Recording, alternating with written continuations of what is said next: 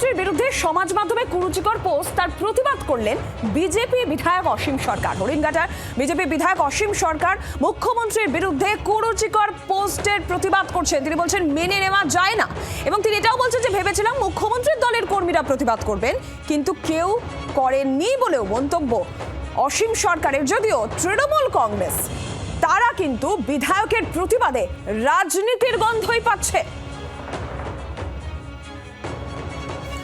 আজকে অত্যন্ত দুঃখের সঙ্গে আমি ভিডিও করতে বাধ্য হলাম।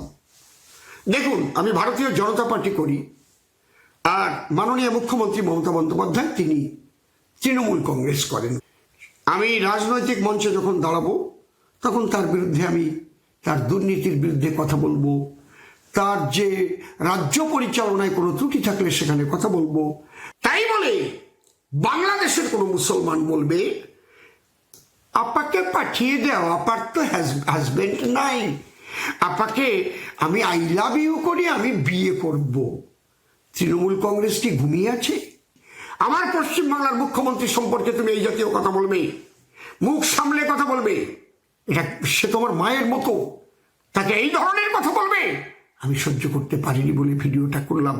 বন্ধুরা, যারা তৃণমূল কংগ্রেসের কর্মীবৃন্দরা আছেন, যে যেখানে আছেন, আপনারা শুনে বলবেন আমি ঠিক বললাম কি বেঠিক বললাম।